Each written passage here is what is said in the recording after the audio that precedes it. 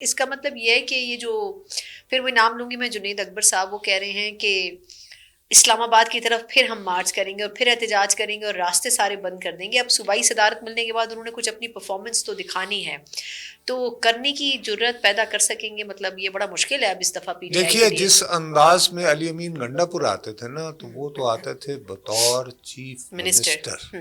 بالکل ٹھیک ہے نا، تو کوئی وجہ ہوگی نا. دیکھیے قائد اعظم کی رحلت کے بعد لیاقت علی خان مرحوم کو کیوں وزارت عظمیٰ ہوتے ہوئے بھی مسلم لیگ کی صدارت سنبھالنا پڑی؟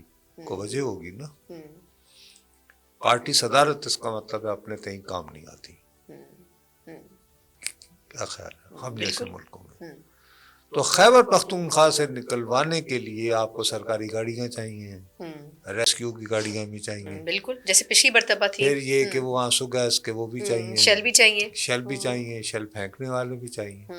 وہ تو بلکہ علی امین گنڈا پور جو ہیں دل سے دعا مانگ رہے ہوں گے کہ جب تک میں وزیر اعلیٰ ہوں تو جنید اکبر جو ہے وہ نکال لینا بندے ذرا کٹ کے باہر. ہاں صوبائی صدر بنے رہے.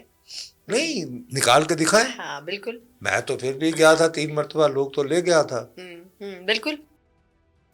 تو یہ ایک بڑا ٹاسک ہوگا. یعنی بابا بغیر حکومتی اختیارات کے جنید اکبر صاحب جو ہیں وہ بہت لائلسٹ ہیں، سب ڈیڈیکیٹڈ ورکر ہیں، اور لیکن یہ کہ گڈ بکس میں بھی نہیں ہے سی ایم صاحب کی، یہ بھی ایک حقیقت ہے. میں اسی بات کو ذہن میں نکال اچھی میں کہتا ہوں گڈ بکس میں بھی ہوں.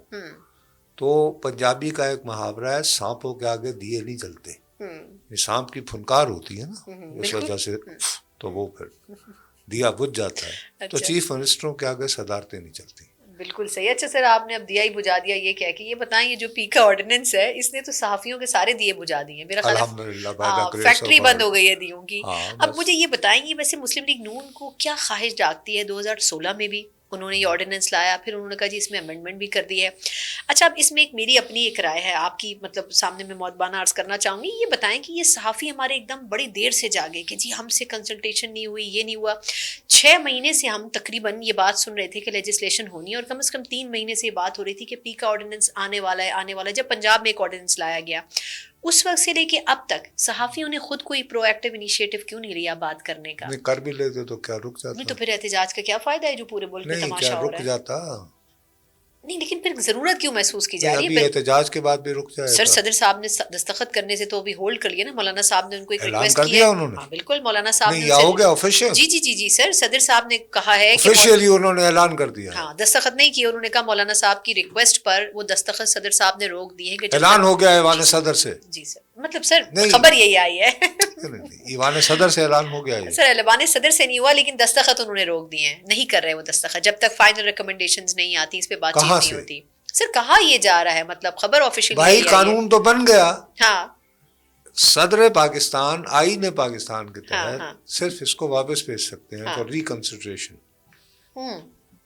یہ تو نہیں کر سکتے نا کہ میں یہ کر رہا ہوں. نہیں، وہ اس کا مطلب یہ کہ وہ ایک سرٹن ٹائم فریم بعد خود ہی قانون بن جائے گا. یعنی یہ آئین کہتا ہے، میں تو نہیں کہہ رہا ہوں نا. نہیں تو ہم ریکنسیڈر کرنے کی پوزیشن میں نہیں جا سکتے، اس کا مطلب نہیں ریکنسیڈر کے لیے وہ واپس بھیج سکتے ہیں، لیکن سوال یہ ہے کہ کیا اس پہ آمادہ ہوگی یہ حکومت جس نے اتنی اجرت میں اس کو منظور کروایا؟ یہ کیوں ویسے کس کے لیے کیا جا رہا ہے؟ کیا فرمائشی پروگرام ہے؟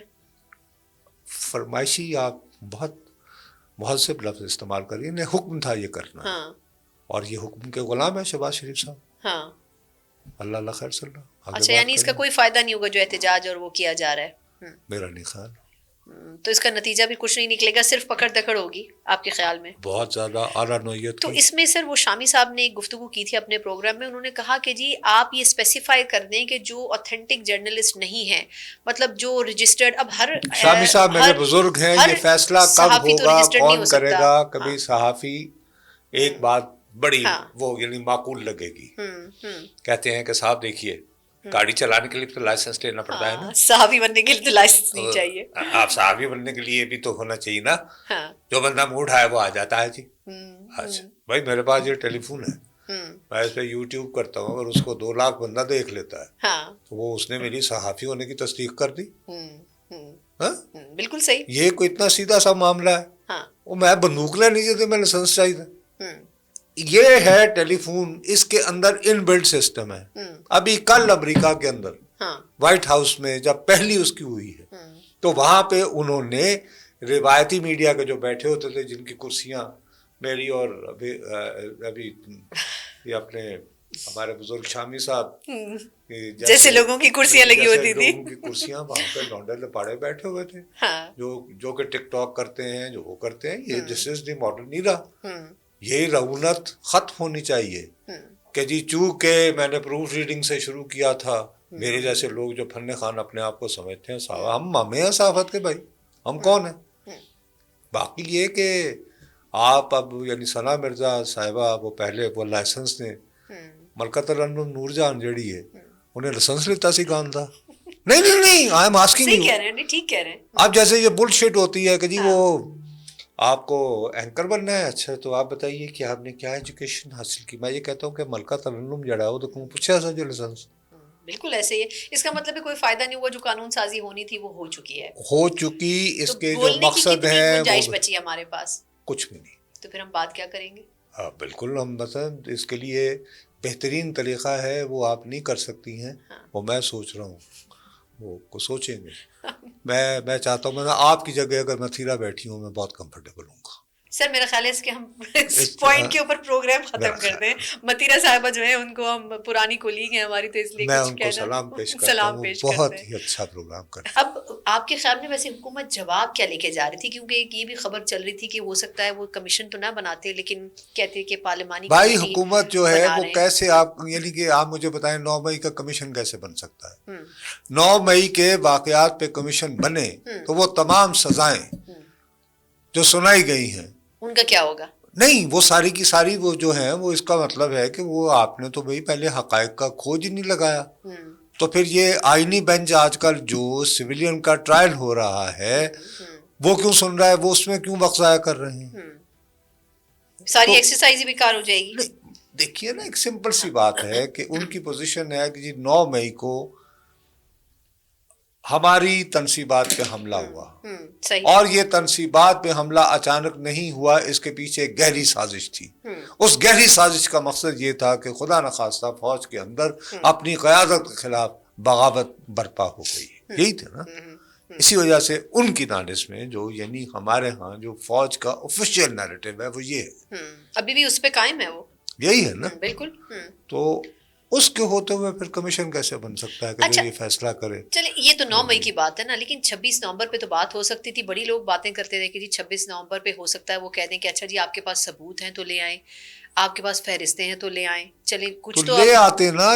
یہ تو اس کے لیے ان کے پاس 26 نومبر کو ایک شخص جو ہے جو پاکستان کے حساس ترین صوبے کا یا ون آف دی حساس ترین صوبے کا وزیر اعلیٰ ہے، وہ جب یہاں سے فرار ہوئے 26 تاریخ کو، میں لفظ فرار فرار فرار فرار کہہ رہا ہوں تیسری بار جی، تو پھر وہ منظر عام پر آتے ہیں کہاں؟ مانسہرہ میں.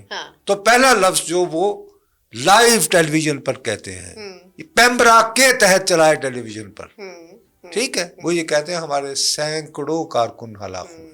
انہوں نے کہا ٹرک بھر کے باڈیز لائی جا رہی ہیں. تو وہ کہاں ہیں جب تم کہتے ہو سینکڑوں؟ تو سب سے زیادہ جو ہے وہ تو آپ اپنے ہی مرے ہوئے لوگوں کے ساتھ. اللہ معاف کرے، میرا ایک بندہ جاننے والا جو ہے وہ کسی کے ہاتھوں مارا گیا ہو اور مجھے